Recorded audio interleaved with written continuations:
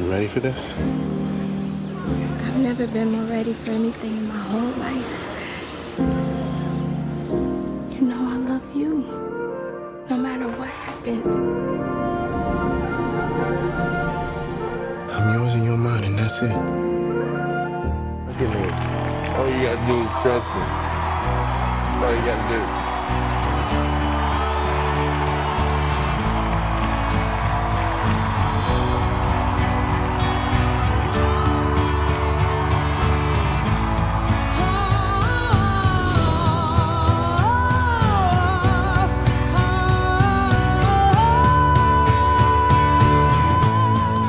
Hi, everyone, and welcome to the Awards Watch Oscar podcast. It is October 24th. This is Oscar Podcast 69, and I can't think of anyone else that I would rather have as a guest on Podcast 69 than Kyle Buchanan. Hello, Kyle. Hi, Eric. What an introduction. Wow. It was either that or Kyle Buchanan of the New York Times, but I think both actually work really well. Yeah, well, I actually have both on my business card. I just alternate. That's a really, really good idea. I like that. Today, what are we talking about today, Kyle? We are going to talk about the acting categories for this year's Oscars. And it's going to be fun because we have a lot of category switching going on right now. We have a lot of categories that have category fraud to them, co-leads kind of being put into supporting, as well as supporting contenders that have the tiniest amount of screen time. And so seeing those two going up against each other, I think are going to be a lot of fun. And I think that's where we should probably start and go. I'm writing a column on that very thing right now. So I appreciate this opportunity to sort of collect my thoughts before I put pen to paper. But yeah, it's sort of the musical chairs phase of the game, right? Everybody is circling, trying to jump on before the music ends. It is, and it was interesting seeing, because the Screen Actors Guild submission deadline, for studios and for individuals was 2 days ago, the 22nd. So that's kind of where we know at least if something had changed. Like Sony Pictures Classics originally said Jonathan Pryce was going to be lead, but now we know that they're pushing him in supporting instead. Emily Blunt, same thing. And there's a lot of reasons. You can look at things as, who can get into a category more likely, or for somebody like Blunt, she's not going to be competing directly against herself in Mary Poppins and A Quiet Place now. But what are you looking at in supporting actor right now? Because that, for me, is the category that's really fluid, but it's also the category that has the most co-leads versus people with less than 12 minutes of screen time. Exactly, yeah. There's going to be people who drop down in there and swamp the rest just by dint of how much you see them. And historically, the people who've done that are the ones who succeed. An Olivia Vikander in The Danish Girl, that's sort of the prime example. By that standard, Mahershala Ali is probably on track to win his second Oscar for Green Book. He is absolutely a co-lead in that movie, in my opinion. Yes, he doesn't come into the movie for the first 15 minutes, but once he does, he is in almost every scene with Viggo Mortensen, and he's absolutely the co-lead. I mean, I think we've come up with very narrow definitions of what a lead is these days, when there can only be a sole protagonist and everybody else is supporting that person's narrative. It doesn't always work that way in movies, and the way that people try to thread that needle is increasingly convoluted, but I mean, when we look at the movies that are in contention this year, I'm hard pressed to think of any of them beyond A Star Is Born where the two leads are actually positioning themselves as leads. If Beale Street Could Talk might be the only other one where Stephen James is actually going lead, and everybody wouldn't have faulted it if he went supporting, because we've just become so used to that kind of tactic. So do you think that sometimes it's the point of view that is the tipping point because even for something like Green Book, the point of view is from Viggo Mortensen's character. It's his story. It's the source material is his story. So is that enough? Does that validate? It's both their stories, ultimately. Yes. I mean, it begins as his story, sure, but as soon as Mahershala is in it, he's hardly a supporting presence in that movie. The movie, in fact, would not work if they were not equals. That's the point of the film. Mm-hmm. That is the thesis of the film. Mahershala's key Oscar scene is him arguing that he is Viggo Mortensen's equal, and yet we have him in the supporting category. Yeah. And I personally don't love the optics of people like Mahershala and Viola having to opt for supporting to win their Oscars. Yeah. I mean, whatever works. There's a Oscar strategist in town who always says, when he's debating with his clients about what category they want to be positioned in, he always asks them, what category do you want to lose in? You can make a valiant attempt at a category, at a leading category that you might lose in, or you can win in the supporting category, and often people opt for the latter. But yeah, it's I think sort of really restricted our idea of how leads work, what protagonists of stories are generally, and also what a supporting performance is. Yeah. It's not fair, I don't think, to have people that are leads of their films competing against somebody like a Sam Elliott in A Star Is Born, or a Daniel Kaluuya in Widows. I see people now when I talk about those performances they're both stellar in their movies. They're the definition of supporting actors, and people say to me, "Well, do you think they have enough screen time?" It's like, that's the definition of supporting actor, though, bro. Like, exactly. They're not supposed to have that much screen time. Yeah, I have them. I have them both in. Yeah, when I look at my list, it's really funny. It's 2 co-leads, it's 2 very small supporting roles, and then it's one that is an absolute classic, great definition of a supporting role with Richard E. Grant. He's an ideal candidate in a category like this. But that's not the one that I expect you to say. Richard E. Grant is the male lead of that movie. Yes. But I still feel he's dropped in as sidekick and supporting in a more classic sense. Not in the way that, Mahershala Ali or Timothée Chalamet are in their films.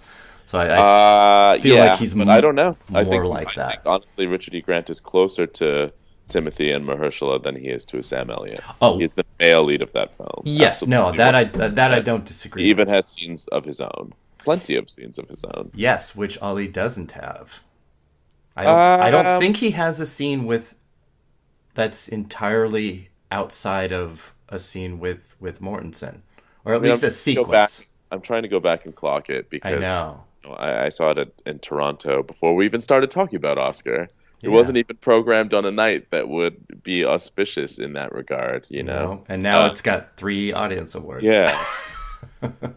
I mean, do you see Mahershala through Viggo's eyes in only the most rudimentary sense? The part of why that movie works on people is because Mahershala is elevating that material at every turn. He's taking things that the screenplay barely suggests and doesn't even perhaps have the authority to feint at, and making them real and full-fledged. And it's absolutely a co-lead. No, I completely but agree. I heard that it was his decision to go supporting. So I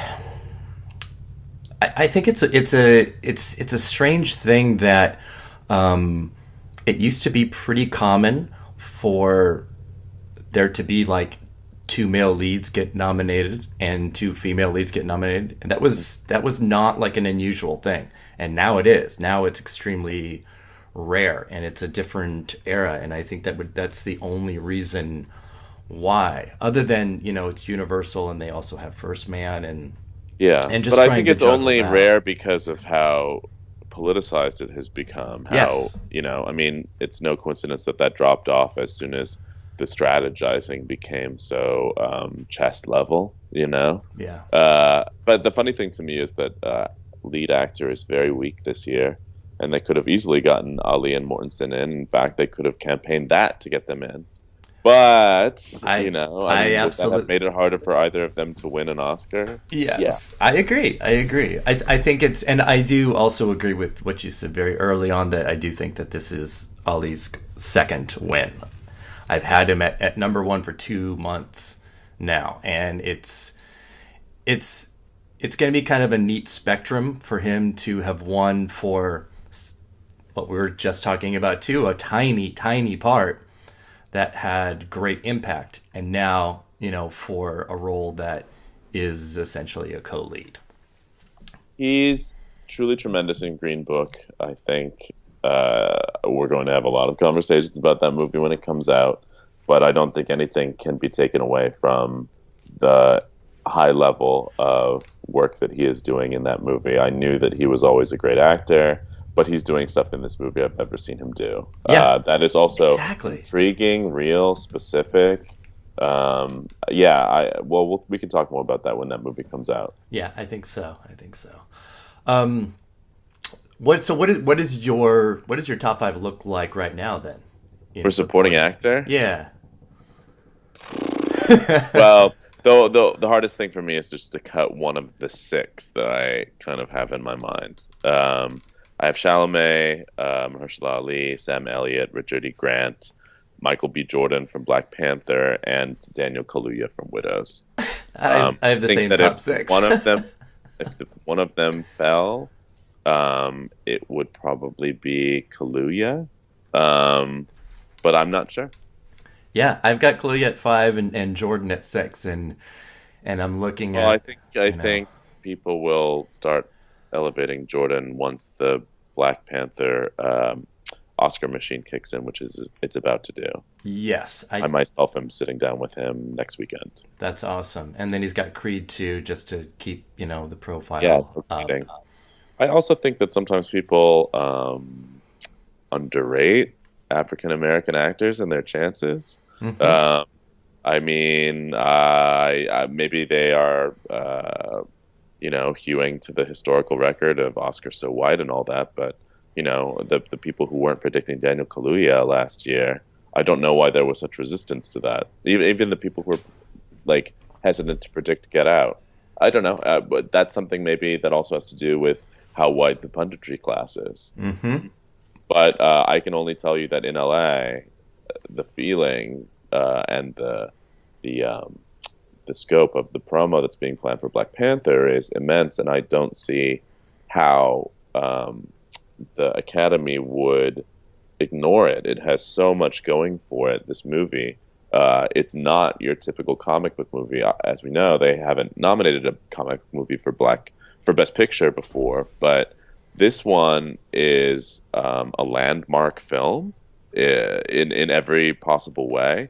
It also provides an opportunity to recognize Marvel and Kevin Feige, who is one of the most respected executives in the business. And beyond that, the thing that it has that other superhero movies that sort of tried to get in the circle did not have, like Wonder Woman, like Deadpool, is a chance to not only show up in many of the craft categories, but win some. Mm-hmm. So this is a movie that will be competing across the board in many categories, and has, in Michael B. Jordan's Killmonger, a character that is already one of the most iconic of the year, and will continue to be one of the most iconic screen villains. When people make lists about that from now to eternity, he's going to show up in the top 10 of that. So for people to underrate his performance in that, this incredibly talented actor who's so promising, that Hollywood is so hot on, so hyped about, who will also have Creed 2 as another reminder of how close he came to Oscar. This just seems to me to be the perfect formula. In fact, before Mahershala had dropped down into supporting actor, I thought that there was a path for MBJ to even contend for a win. That would be pretty fascinating. And Disney is making a much more concerted and visible effort with this than they have in the past, by really kind of choosing to highlight Black Panther in every category, and their other films just not so much. This is not an example that we had before of, trying to fit a round peg in a square peg in a round hole, where, when people were legitimately talking about that for Best Picture, it was like, really? But Black Panther, absolutely. Like I said, this film will contend across the board. It's the definition of an Oscar contender, and the way that it had that extra resonance, the way that it performed, like, it's one of the biggest films of all time, and the Oscars will recognize that. Yep, and then so underrated at your own peril. I totally agree. Yes, and the Oscar producers and president everybody can kind of have a win-win situation then. Yeah, I should also note that, obviously I think people are clocking what this means for an Academy that has gone for a lot of extremely white choices in the past, but you shouldn't ignore the fact that so many talented women worked on this movie, and that is, not to get ahead of what I've got coming up, but that is absolutely part of the Black Panther story, and one that I think that they are eager to discuss. I absolutely agree. I completely. Well, all right, cool. Let's move over to supporting actress, which one of the things that was up in the air was where the women of The Favorite were going to fall, and even though the tea leaves were already there, it's at least now solid that Olivia Colman is being pushed lead, and both Emma Stone and Rachel Weisz are in supporting. Do you think that they'll both get in? Well, I think Emma will. I don't know, to be honest with you. It's tough. Without getting too specific about the movie, I think that Rachel Weisz's character, who's so sort of at the beginning, I mean, the very nature of it is that Emma Stone is trying to usurp her place and does. I think that gives Emma somewhat of an advantage over Rachel. But we'll see. I mean, this category is one where I feel confident about maybe two or three, and then there are many people who could enter it just by dint of like working for it and keeping in the conversation. Which is to say, I think Regina King will be nominated for If Beale Street Could Talk. Yeah. She has her own sequence in that movie, which is just oh my God, like a showpiece, recognize me clip. I think that Amy Adams from Vice, from everything I've heard, is that's the sort of thing that she'll probably get nominated for. And Claire Foy in First Man. I mean, we've seen this sort of performance get nominated in this category quite often. Then I think, Emma and Rachel are in there, but there are a lot of other people that will be working it that would be interesting, different contenders here. I think that if there's going to be a surprise nominee, it could very easily happen here. I think there's absolutely a case to be made for Michelle Yeoh from Crazy Rich Asians, and my question is only, will they make that case? Will the studio push her and say, listen, this is the exact way that you can recognize this major movie. Put it behind Michelle Yeoh, and she's absolutely worthy of being in contention. They just have to push her for it. Yeah. I think that when you're in a blockbuster movie, that recontextualization has to happen for the Academy, for them to be like, oh yeah, and it also does fit the bill of what we look for in this category. And she does. So they just have to push her. They're pushing Natalie Portman for Vox Lux, and we'll see. Yeah. I mean, obviously, Natalie is an Oscar veteran, but the movie is not Oscar friendly. No, not very. It takes a long time to get to Natalie Portman. Yeah, it's like 51 minutes. I'll just say that. Yeah. Again, and it's hard to be the lone nominee for your movie these days. Yeah. And she would be. Those Sia songs are not getting into original song. Nope. I thought Elizabeth Debicki is great in Widows. That Oscar loves an ingenue, one who seems to have come out of nowhere, even though Debicki has been Debickiing it for a couple years now. But this is a good breakout performance. I think when you watch this movie, you can sense how much Steve McQueen loves her. That honestly, I think that if you go into this movie thinking that it is a sort of evenly calibrated ensemble of four women, you might be surprised to learn that it is the Viola Davis and Elizabeth Debicki show. Yep. Most prominently. Yeah, but she's great in it. She has interesting, ambiguous, complicated material that she's superb for. I wish more people had watched The Tale, but she was incredible in that. And I would love to see her get recognized, and we'll see how people respond to her in the movie. Yeah, I have her in my next up section because my 6 through 10 is just so full of, like Michelle Yeoh and Marina de Tavira. And I actually have Claire Foy outside of the top 5, but that's... I feel First Man is not going to play as well as I think others do. I don't know. We'll see. A lot of the people who've given Claire Foy the Emmy for the last few years will be voting to, on the Oscars too. Yeah, well, they all watch The Crown. They all love her. Yeah, she just won the Emmy for the first time, but she did have 2 SAGs before Emmy that. Contention and The Crown doing so well. Yes, I think she's pretty safe. Yeah, I could see her almost getting in the way that like Kathleen Quinlan did for Apollo 13, but I'm not sure. I just got the clip. It's the clip as soon as you see it. It is. It's the only clip, but it's the clip. Well, listen, I'll say this. I think she's marvelous in the movie. I really do. She takes scenes that, I don't know. I think that Giselle, much like we said that, or much like I said, that McQueen is interested, because I'm not going to put those words in your mouth. You might feel different. In the same way that you can sense McQueen's interest in Debicki as a performer, I think you can sense Giselle's interest in Foy. That he wants to follow her around the house and show us scenes that are not scripted, that are not part of the plot, that are just texture, and that he believes in her as an actress to just say, walk around the house with your kids, and I want to follow you with the camera, and I know it'll be interesting because I find you interesting. It's the things that I like most about her in the film are actually not the clip stuff. It's her sitting around the pool and having a conversation. It's all of the other stuff that I find her the best in are those moments. Yeah. I knew who that woman was. Yeah. She's good in that movie. Yeah, she is. So, we'll see. I mean, there are eccentric picks that people could make in this category. They could go for Tilda in Suspiria, playing 3 wildly different roles. Yeah. I actually have Cynthia Erivo in my top 10, and I had kind of gone...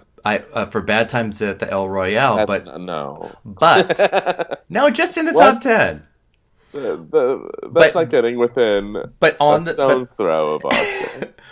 Bad Times at the El Royale, yeah. I'm sure that when people have this gigantic pile of 40 screeners, they're going to be like, what about that movie I didn't see? That I totally didn't see.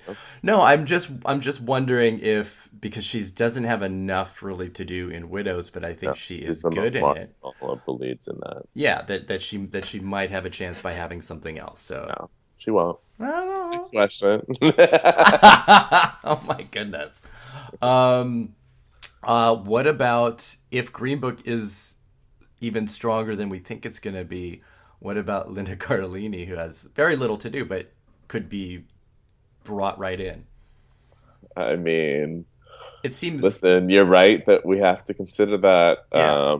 And again, she's as a possibility. She's well outside my top 10, but I have to look at it.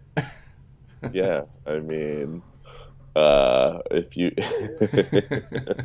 if you can get nominated for just being like, for an entire movie, then yeah, let's get her in there. Yeah, pretty much reading letters and side glances and I mean, it's not her fault. But, I just imagine Linda Cardellini watching First Man and being like, why am I not playing the supportive wife? There you go. Checking her emails. Where was my offer? Wow, now I'm thinking of Linda Cardellini in First Man instead. I'm just going to think about that for a minute. Yeah. She is the go-to supportive wife in comedies these days. Yes. We were talking about category placement a bit ago, and we now have Emily Blunt in supporting, and everyone in that movie is being pushed supporting now. For A Quiet Place. For A Quiet Place. Do you think that improves her chances here, or is it just a non-factor? That was a really weird situation, might I say, that I got a specific email last week from that campaign saying she is running as a lead for A Quiet Place. Yes, so did And then they were like, wait, unsend. Mm-hmm. I'm curious. I'm going to try to find out what happened there because, that was a baffling about face. I mean, it's just them trying to get out of the way of Mary Poppins. But Mary Poppins is such a question mark. It's very hard for us to say how that's going to factor into potentially several races. Yes, yeah, I agree. It feels like something that is a great on paper and just like predicted until you see it kind of a thing, or until maybe. I mean, I'm not predicting it until I see it. But we'll see. No, I mean like in like song and sound mixing and stuff like that. I can put it in, but I don't have it anywhere else top tier. Yeah. We'll see how those songs are. Yeah, exactly. Yeah. I mean, Pasek and Paul are so criminally under-recognized by the Academy. I'm pulling for them. Everybody loves those young upstarts. Yeah. Goodness. All right. Well, who are we missing? Who are we leaving out? Besides, we left out Nicole Kidman. Yes, I kind of don't think so. I have her. She's at number 5 still for me. No, I don't think so. I don't know that the movie is going to completely go the distance, and I think that her and Crow deliver good performances, but I just don't think so. I think it's struggling a bit with its reviews, but I mean, Kidman's done virtually all of the heavy lifting for this movie since Lucas Hedges wasn't able to do anything until this week. So I feel like she could be recognized, or she could get like SAG and Golden Globe and then miss out right at the end. Maybe, but there are a lot of people in this race. Yeah, there are a lot of there are a lot of picks in this category that would be exciting, and I just don't sense the same excitement about this with Kidman. Yeah, it's why I think I have. Where is my list? Marina de Tavira at number 7 for Roma. That would surprise me, but okay. It's small, but she's also been somebody that Netflix has taken to every festival. She is the only English language speaker, and so she sort of is a voice that doesn't require translation, and I think that goes far. I think she's great in it. It is very small, and it would totally be on how strong of a film Roma is. I think it's a Yalitza or bust scenario when it comes to the actresses in that movie. Yeah, I want to feel like that too, and I do, but I don't know. We still have a few months to go, but I don't know. I would be surprised. She's not the Octavia Spencer of that movie. No, but I think if we're talking about Michelle Yeoh in Crazy Rich Asians, despite that huge box office, I think we're looking at also a very small but impactful role. But Michelle Yeoh in Crazy Rich Asians, to me, I think is representing something different. She would, in that category, be representing that whole movie. Yes. You'd be like, this is our way of acknowledging you, Crazy Rich Asians. Yes. Roma doesn't need that. Roma will get that. And if Roma needs that in the performance arena, then they have Yalitza. True.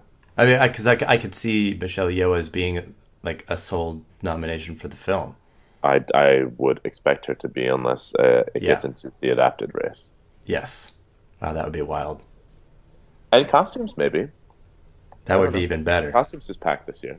Yes, it is. But, certainly opulent.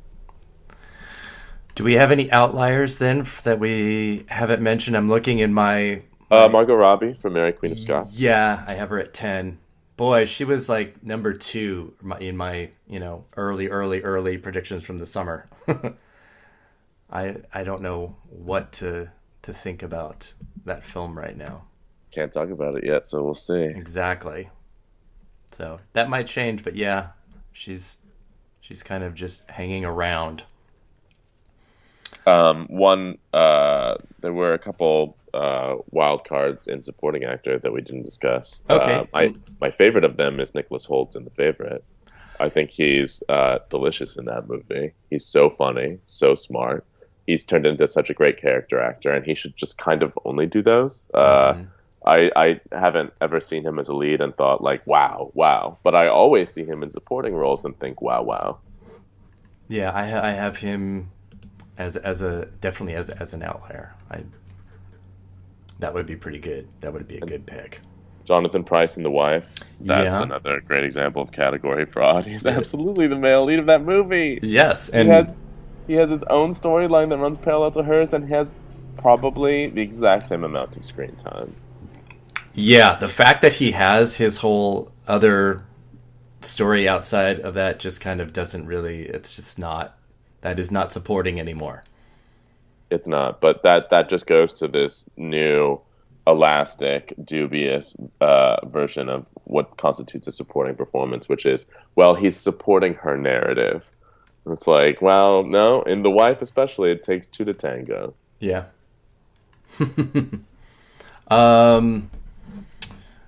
Anything else in supporting actor that we should mention? I kind of want to mention Brian Tyree Henry since he's great in that. Stephen James is lead now, and that opens the door for him. Yeah, I don't know though. I would be surprised. I think I'm happy that we're going to have a conversation about him. Yeah, but this is such a tough category to get into with one scene. I'm still hoping that Kaluuya can get in, and he has several scenes. So yeah, I just don't know. Well, I mean, Henry also has Widows, and even has probably more screen time than Kaluuya in that.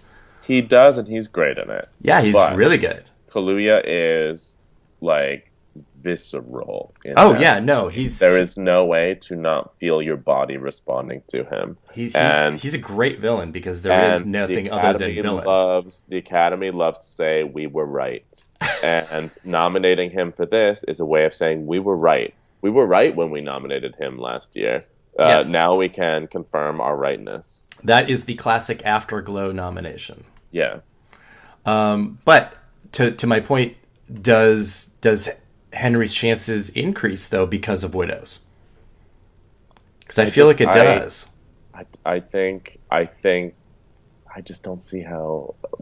I can't think of any comparable example of someone in this competitive landscape, this contemporary competitive landscape, getting in for one scene. Yeah. Not like this. Not in this kind of thing. It would be wild. I would love for it to happen. So, but I just wanted to throw it out there. As I always say when it comes to predicting the Oscars, I'm happy when I'm wrong. It means something exciting and surprising happened. Yes. Exactly. I don't take it to heart at all. I'm not upset and butthurt if my predictions don't come true. I want it to be more exciting. That's always what I hope will happen. So yeah, I'm with you. If I'm right, that's great. If I'm wrong, that's also great. Yes. All right, let's jump over to actor. Yes. Which feels like it has 3 really strong players, and then it's really, really open. Of course, some people would say 4. I'm assuming your 3 are Christian Bale in Vice, Bradley Cooper in A Star Is Born, and Viggo Mortensen in Green Book. Am I right? That is correct. Different order, yes. But yes, that is correct. Oh, that was just alphabetical. Oh, okay. You're right. Yeah, that is what I have, and then pretty much everything after that is such a crapshoot. There's so much that could happen. Yeah. and this is a really exciting category for me. I think it's. Oh, really? I don't. I think it's fun. The least exciting category. No, I just mean in the sense that after those three, it's very open right now. Yeah, it is in the sense that like you. it's like an open house that nobody is showing up for. I don't know. There's some people in the car, but they're lost on the freeway. Oh my goodness. My dog. See, you can hear my dog has strong thoughts on Best Actor too. Clearly, yes. Listen, this is not to say that there aren't a lot of really worthy performances. No, that's a total aside. It just feels like the least exciting category, and it has felt that way for the last 2 years of it were awfully weak sauce too, compared to how incredibly bustling the Best Actress category has been. And it's funny because, I'm sure you know as well as I do how often the Academy seems to not be taking female-fronted stories, or Hollywood for that matter, to not be taking those female-fronted stories as seriously as they take male-fronted stories. Mm-hmm. And yet, I mean, the last 3 years of the Oscar race, the female-fronted stories have been like popping, and the male stories have been won. Yeah, the Best Actress this year is explosive, and I love it. Just let's put Bale and Cooper and Mortensen in there, and like two of the Best Actress candidates who didn't make their. Right? I'd be down. Who would complain? I am not against that idea whatsoever. Okay, so if I put a gun to your head and said, "Who do you think the other two will be?" Who would you put in there now? Well, right now, and you're gonna scoff, and that's fine, and I don't care. Maybe not. I don't know. No, you will. I have John David Washington and Lucas Hedges. Oh yeah, no, I don't see that for either. Yeah. But tell me why. I feel that Black Klansman will still be a strong player. I don't think it's as strong as how I felt during the summer and over the summer, but that was, before anything. But I do still think that he exists on this very small plane of possibilities. I did think it was interesting when Adam Driver got the Gotham nomination and not Washington. I mean, I don't really care what three people. I don't either, and they don't even have a supporting. But it was just it was interesting. I do think that, like I said before, Hedges suffers from not being able to really be present until in the movie. Or no, in Q&As and festivals and that kind of stuff. But I think the movie I wonder if underserves him as a lead actor. Yeah, I wonder if it's too passive. He has more to do in Ben is Back. Yeah. And again, does one just simply help the other because seems like a stronger film? I don't know. It's interesting. Both of the gay conversion therapy movies that came out this year, Boy Erased is coming out.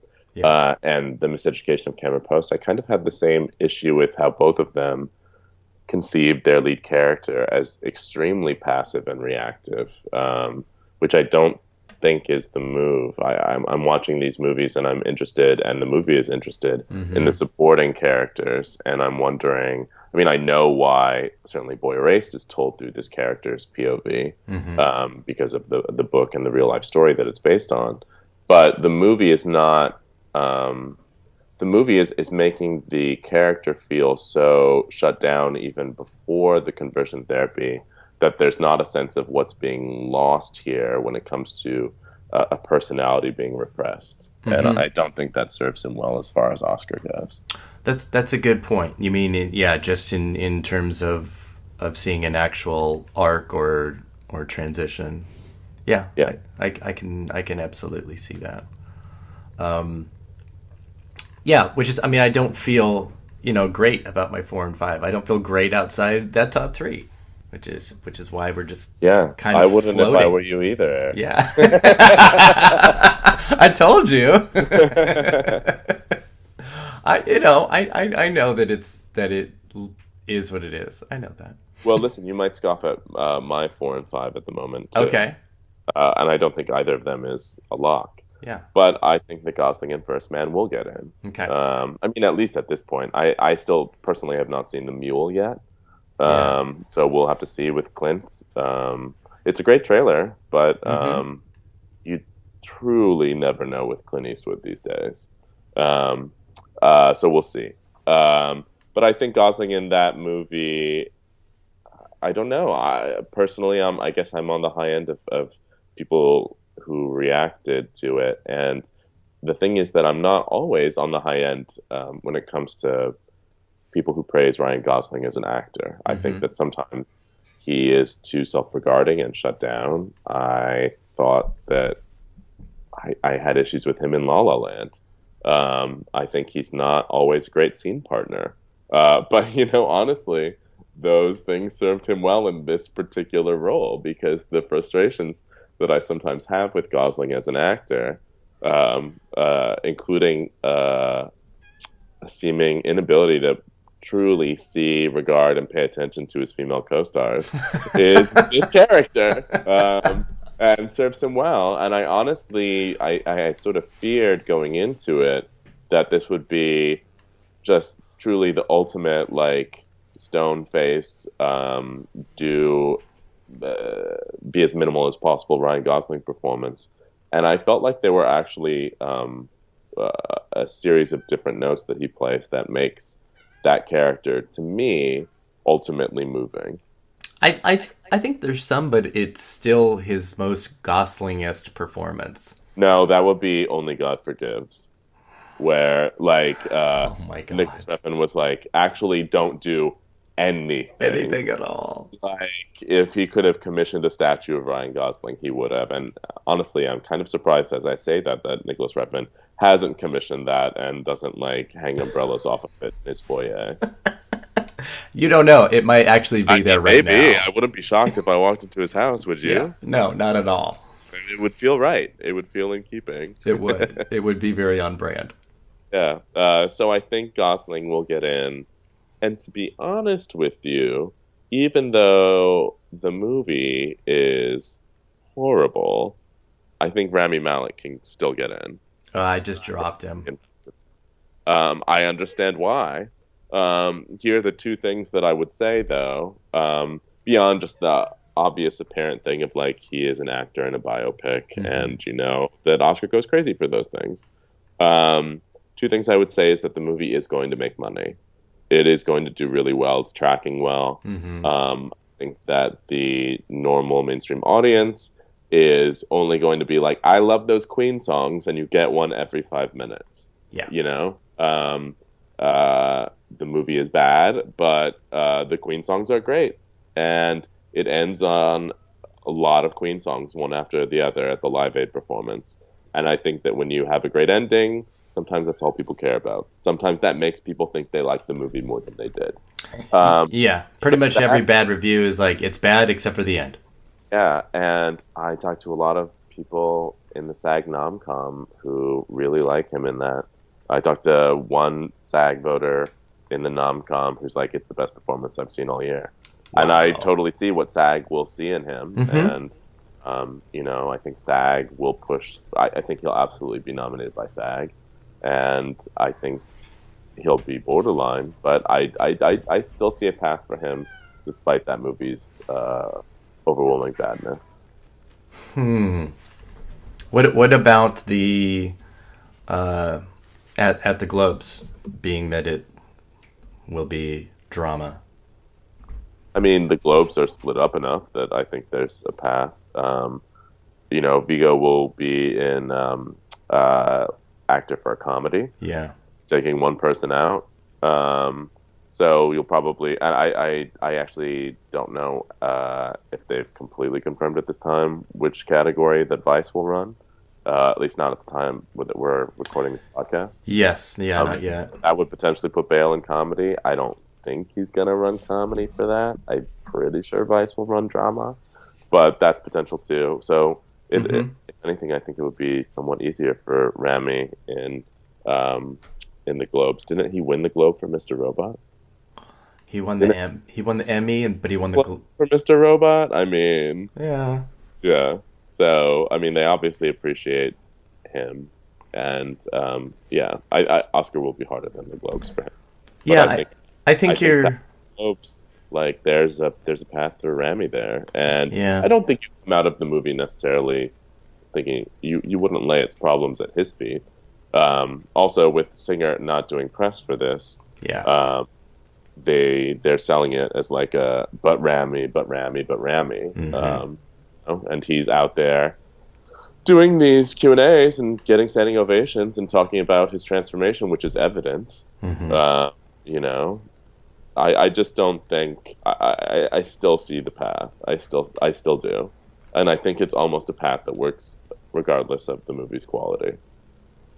All right. It also has a lot to do with the fact that I don't think there are incredibly strong contenders outside of those people.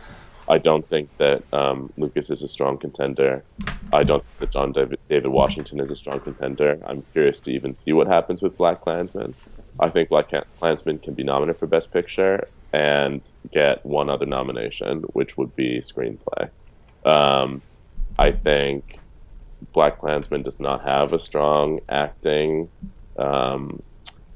shot in any category, and it's hard to be a strong Oscar contender if you don't have like a certainty of someone getting nominated in an acting race. Yeah, it's like I said, I was so high on it for all of summer, and then just as other things start rolling in, then it just gets replaced. Yeah, I mean, this is not to take issue with any of the performances in that movie. They're all good. Adam Driver, I don't know why you wouldn't nominate him for an Oscar in that movie unless this was the first Adam Driver movie you'd ever seen. John David Washington, it is an introduction to a new actor. I don't know that it's an Oscar performance.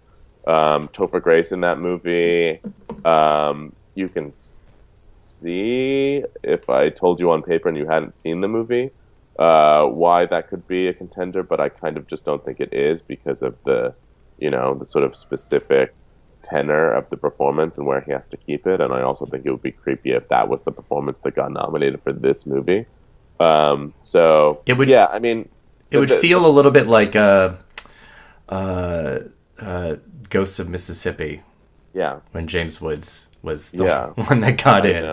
But hopefully we're beyond that now in some ways. I hope so too. With Spike Lee, a lot of the narrative for this awards campaign is going to be that he's never been nominated for Best Director. And so they will absolutely be pushing him for that. And it's hard to get into Best Director if you don't have the juice in several other categories. Yeah. But I can see a path where Spike Lee wins, the screenplay Oscar, which is often a consolation prize for women and people of color who are directors. Yeah. A Sofia Coppola, a Jordan Peele. Yeah, absolutely. I agree. I think Focus is going to push it pretty hard. It's their number one. But yeah, I still think it can do well outside of in other categories. I think it can get in score. But it's not a extensive path. It isn't going to be a 6 or 8 nomination film. I don't know. I mean, it did really well, and critics really respect it. Yeah. I might be underrating that movie, but that's the thing that I look at where I'm like, I don't know. If you can't make it into the acting races, then yeah, I do underrate you somewhat, and I just don't see that movie cracking them. Yeah. You mentioned Clint Eastwood for The Mule, and I have him on the outside, but it was a strange move to me for Warner Brothers to release this with the clear path that A Star Is Born has, and then Eastwood was not able to get in for Gran Torino, and that was a massive box office success, and that seemed like a likely nomination. So I'm not sure what his path would be for this. It's hard for me to say until I see this movie. Yeah. You know? Am I predicting him based on the trailer, or am I predicting him based on Clint Eastwood's recent track record? Yeah. You know? It's a great trailer. It is. But think about when Clint Eastwood was supposed to make A Star is Born and tremble at how bad that would have been. So this is not a filmmaker who is immune to putting out like films that are bad. He is a filmmaker who works constantly so that he does not drop dead. Yeah. I'm serious. Oh, yeah. He has reached that phase of his life, and many filmmakers do, where they're like, I just put a film in front of me, and I'll like tear through it and then put another one in front of me. Yeah. You know, Woody Allen had been like that. Ridley Scott is like that. Mm-hmm. They don't want to let up. And so sometimes the movies are good and sometimes they're bad. But the predominant impulse, I think, is truly just to keep Clint Eastwood, for him to keep himself on a set. So I don't know if the movie will be good or not. I don't know until I see it. Yeah. I gotta take him out of here. But let me say this. As far as some of the other people who are circling who could get in, I mean, I don't know what's going on with Annapurna, and I think the Beale Street people are concerned, but Stephen James is incredible in that movie, and even though this category is historically not super welcoming to handsome young men, although Timothy got in last year, I think he absolutely warrants consideration. That is, Many Stars Are Born in that movie. Yeah. He is fantastic as well. Yeah. This category is so weak that they should bring him out there and treat him like he is inevitable. Like, attitude, confidence is half the battle. Take him around, get him on every leading actor round table, and he would have a strong shot. He is that good. Yep. But it is about contextualizing him, you know? Yeah, I have him at number 7, so I feel good. But you're absolutely right. He needs to be out there more. Yeah, if he's not, then I don't think it will happen. Yeah. But I just think that there's an opportunity here for somebody to like show up to the party and be like, yeah, I was here all along. I was definitely invited, and just convince you with the confidence, you know. So if someone wants to jump in and be that person, there is room. Yeah.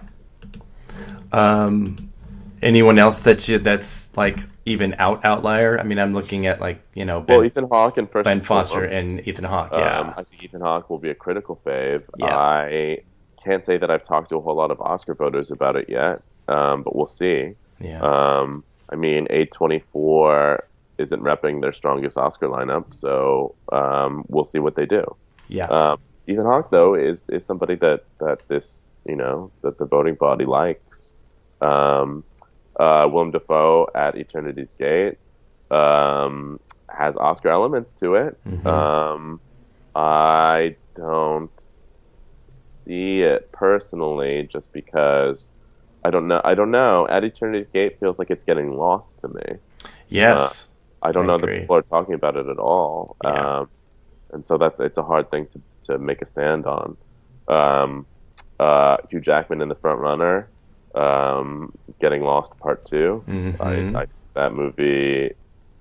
That movie just doesn't feel in step with where we are with anything.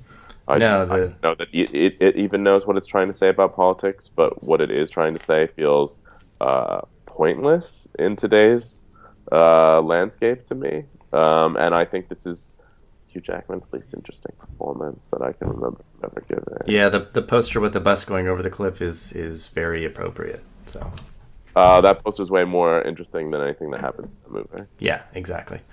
So with all the talk that we were doing about Black Panther, where does Chadwick Boseman figure in?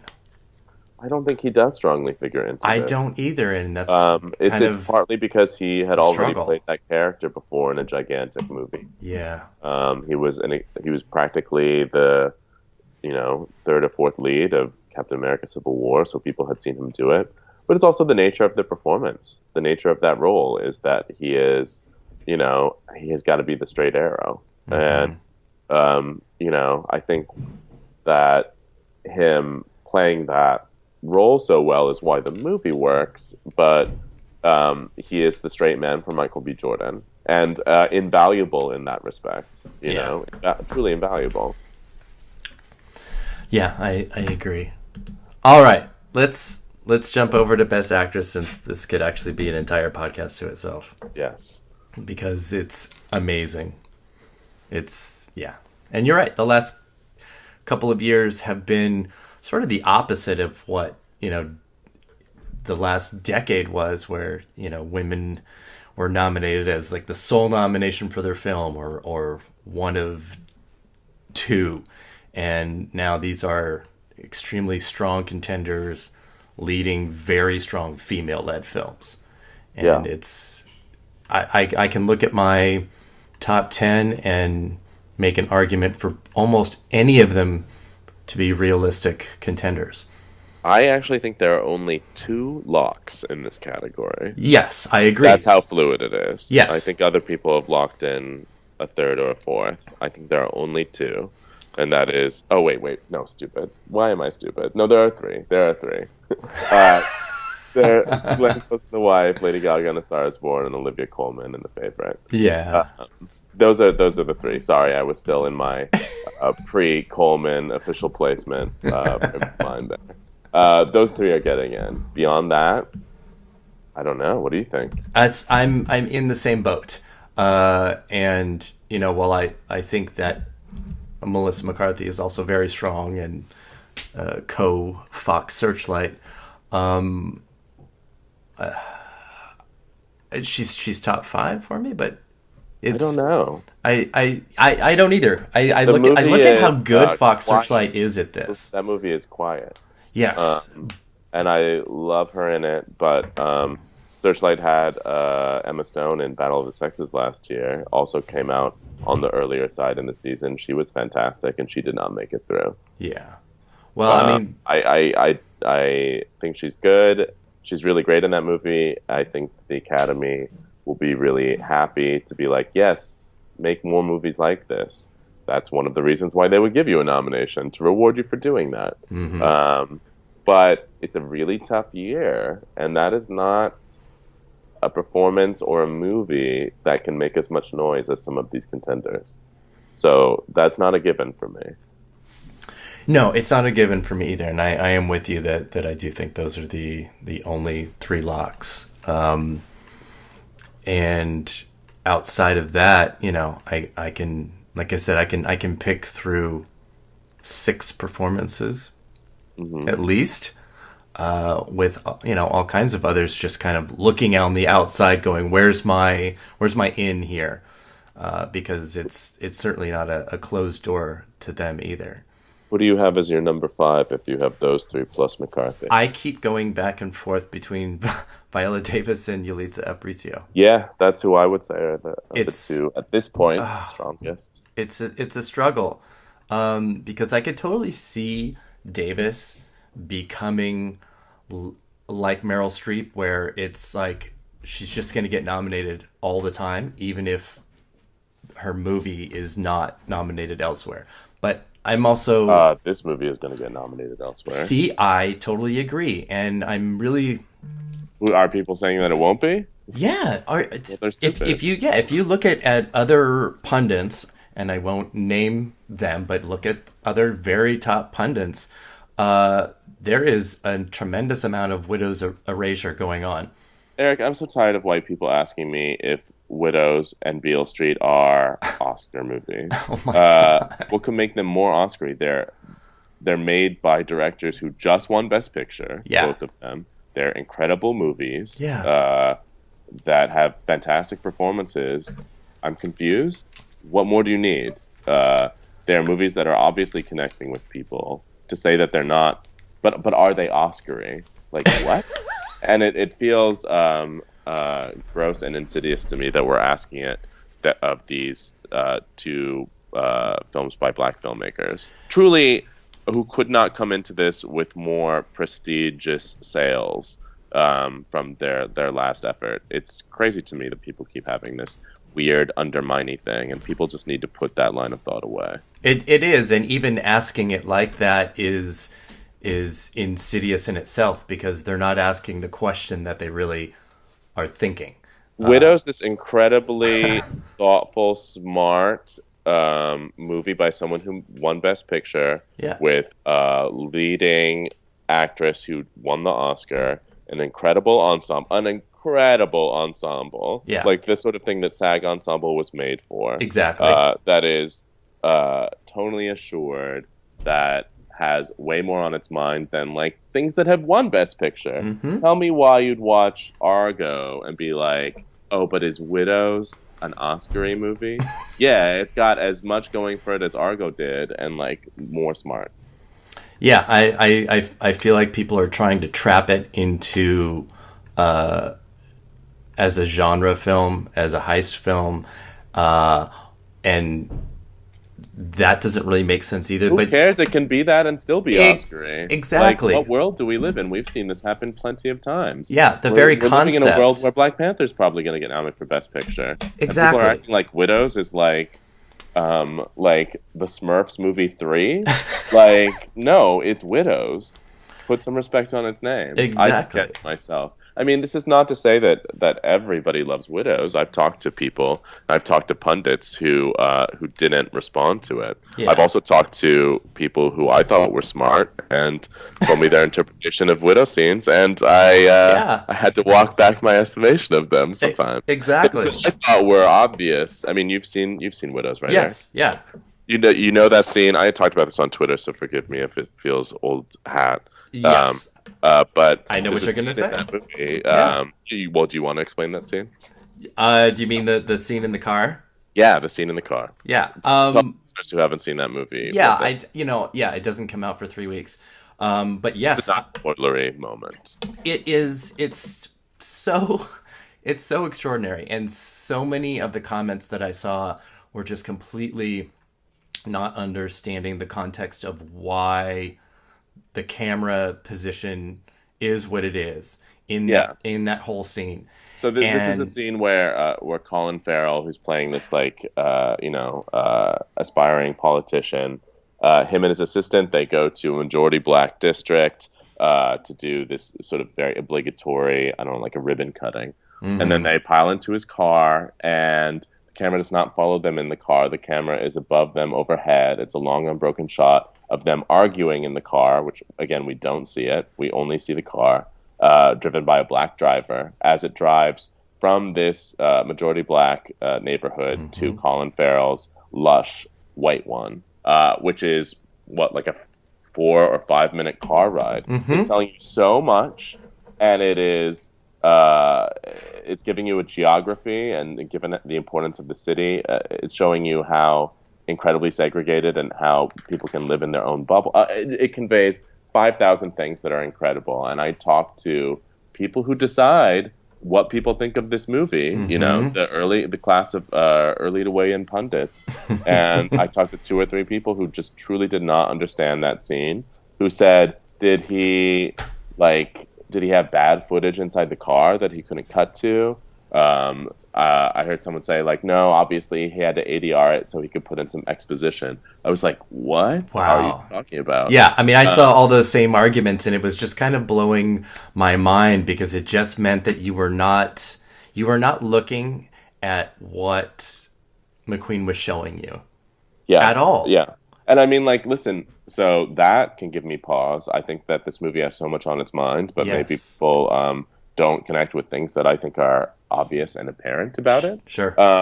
I'll tell you this. I talked to an Oscar-winning director who loves this movie, who loved that shot in particular, thought it was the best shot in the movie.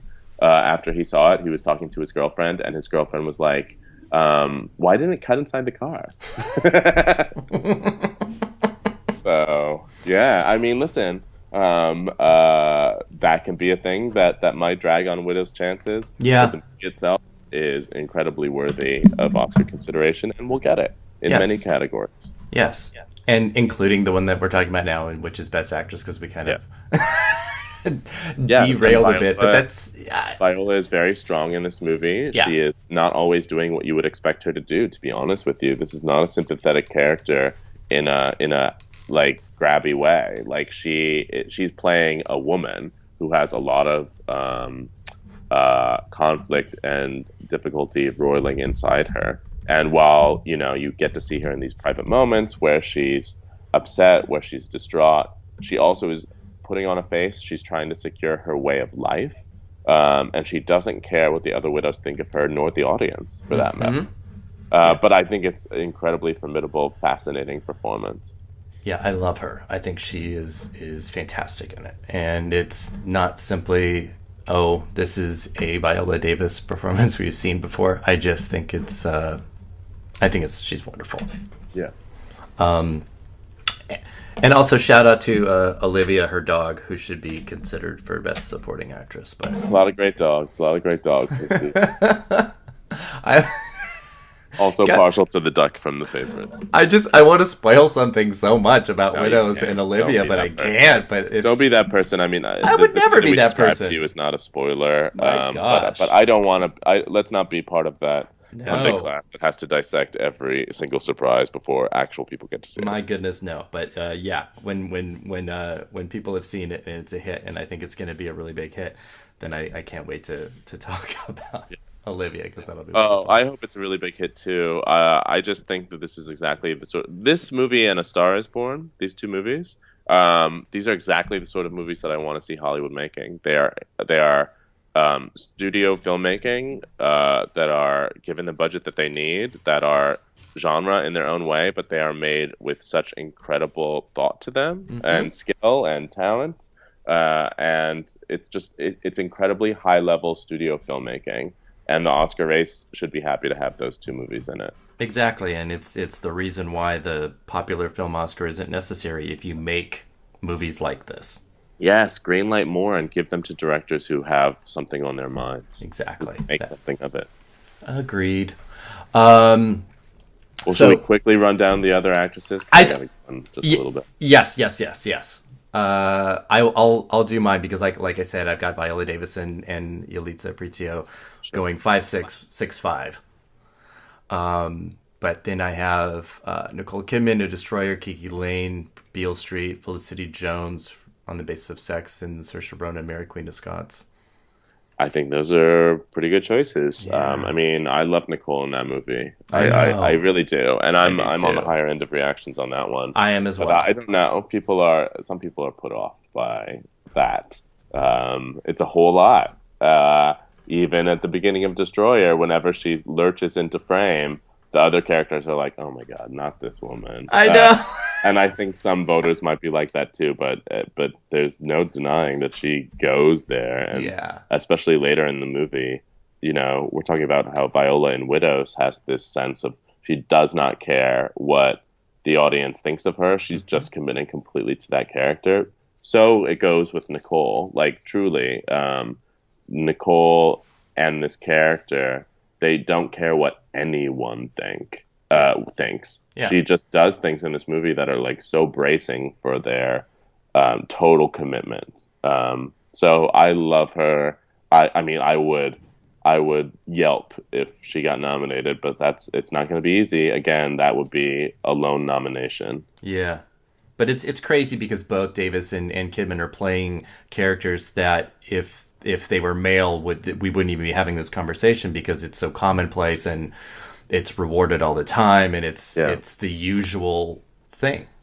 Mm-hmm. Yeah. What else are you looking at? You said Kiki Lane? I have Kiki Lane, Felicity Jones, and Saoirse. I think we can't completely count out Julia Roberts in Ben is Back. No, she's out there for it. Up, she gives it. Do you say Felicity Jones in On the Basis of Sex? Yeah, she's my number 9 right now. She'll be out there as well. Keira Knightley in Colette. She's out there right now. She's doing events in LA for it. Yep. Just saw her at the Elle Women in Hollywood Awards, trying to sort of build the Time's Up narrative for it, and she's really good in it. Emily Blunt in Mary Poppins Returns, depending on how that is. Carey Mulligan is out there pushing wildlife. Yeah, she's.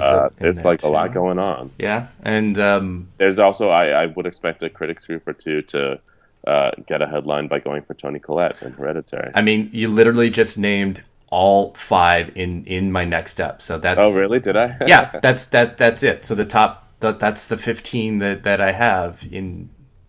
It's crazy. Yeah. It's still an extremely fluid category, and I could see all kinds of movement. But yeah, that's what I have. It's the same. Yeah. It's wild.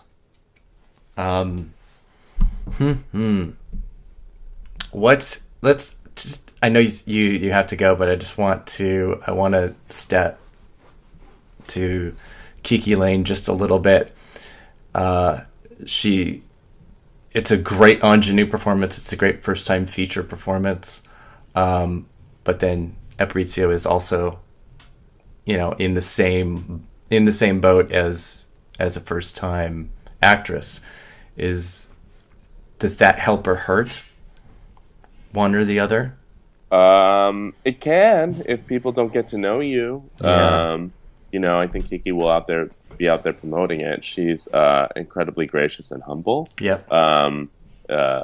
Qualities that serve her well in that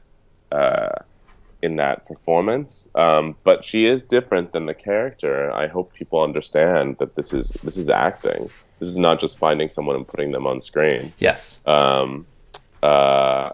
Yalitza, I mean, I have complicated thoughts on Roma. Yes. I understand that it's a movie that many people have strong positive thoughts on. So it doesn't really affect the way I'm predicting it. Mm-hmm. So if you're asking me my own thoughts on that performance, how she's used as a first-time actress, well, I'll buy you a drink and I'll talk about them with you. Yes, I do think that she is like truly, literally the face of that movie, and Yeah. so I definitely do see a path for her to get in, for people to feel good about their choice in going for her. I think so too. I think that's a part of it, and she has been at every festival, and she is. Yeah, I mean, she can't, by dint of not being a native English speaker, she can't schmooze in the way that some of these actors can. But I kind of don't think that it matters. If you want her in there, you're voting for her. Yeah. Although she's showing up to everything, and Alfonso Cuarón, has his arm around her, and yeah. That's all that matters. It's just enough people knowing the name to write it down. Yeah, I've talked with her twice. I have an interview with her coming out, and she is wonderful and easy and gracious. Also, like Kiki Lane, and I think her ability to connect is really, really strong. I think Kiki Lane's ability to connect is really strong, and you're absolutely right that I hope people get to talk to her and listen to her, because it's not going to be somebody that most people have seen or heard or know, and sometimes when that's the case, it's the performance that you're kind of you tie it to a person, and she is not the same as her performance. She doesn't speak the same. There's nothing about her that's the same as her role or performance. So I hope that happens for voters, and they can see each of them and not have baggage that they have with Nicole Kidman or anybody else that is a much higher profile. I mean, that's part of the Oscar narrative. They want to know how much of this is a performance, Yeah. How different are you from this? What did you have to do to become this character? Yes. Sometimes I think that can be really reductive. I've honestly never had a problem with a movie star doing the same thing over and over again if they do it well and they find interesting dimensions within that mode of performance. Mm-hmm. I mean, in large part, some of the most famous movie stars of all time had, a narrow range to their abilities, but that didn't mean that they didn't give exceptional performances within those abilities. Yeah. But you just can't deny how effective the transformation narrative is on Oscar voters. I mean, it's like you hear it over and over when you talk to people. over and over, over and over. People you would not even think are susceptible to that. I heard it even from like young new voters. They are always knocked out by a transformation. It's crazy. I think so, and I think part of it is they want to do that too. Yeah, well, it's what they consider acting. Yes. I mean, a lot of the time, is it best actor or is it most actor? Mm-hmm. Yeah, I think they're not mutually exclusive, but certainly most acting often scores. Well, it just did last year, so. The transformation narrative is powerful with Gaga, obviously, and I think that a lot of it is gonna depend on Gaga's availability. But I mean, I was at this Women in Hollywood event that she spoke at. She delivered a half-hour speech that was incredibly personal and moving, and people are really connecting with her. And when they see her in settings like that, speaking that way, they think about, I want to give her my vote because I want to see her on stage and I want to see her like that. Yes, I definitely agree, and I think she's done such an extraordinary job with talking about the film and about herself in it, and being able to allow people to identify her as something other than what they think she is. Yeah. I think she's done an incredible job of that. Yeah, the Q&As and that she's going to and events like the L one that I named, like she's having incredibly emotional, seemingly very sincere reactions to it. Again, you can't underrate how much people think about what speech you're going to make when they give you their vote. I mean, I don't think it's the specific thing where they're like, I'm pondering this, but it's absolutely there. You want to give it to somebody who is going to have that emotional reaction, who's going to, you know that Gaga would be gobsmacked if she won that Oscar. It would be an incredibly memorable acceptance. And that's part of what, that is an unconscious part of what motivates a vote. Oh, absolutely. You're voting something and you're hoping for something that validates your vote. Yeah. Yeah, I agree. All right. Well, I think this is a good place to wrap for now. And Kyle, I'm so glad to have had you back on the show. I really appreciate it. Well, thanks for having me. And please tell people where they can find you. Not personal address unless you want to give that out, but you outside. Not in today's heated political climate. You can find me on Twitter. I'm at Kyle Buchanan. Excellent. And at the New York Times. And at the New York Times. Carpetbagger column. Yes. What? Yes, the Carpetbagger. Yeah, it's a great column. I love it. So I hope people read it. And I'm glad you have such a higher profile and platform now. You deserve it. So, well, thank you. Yeah. As always, you can find me at awardswatch.com, on Twitter at awards_watch, Instagram, Facebook, awardswatch, etc., etc. And great. Until next time, again, thank you so much, Kyle. Thank you. All right. Bye-bye.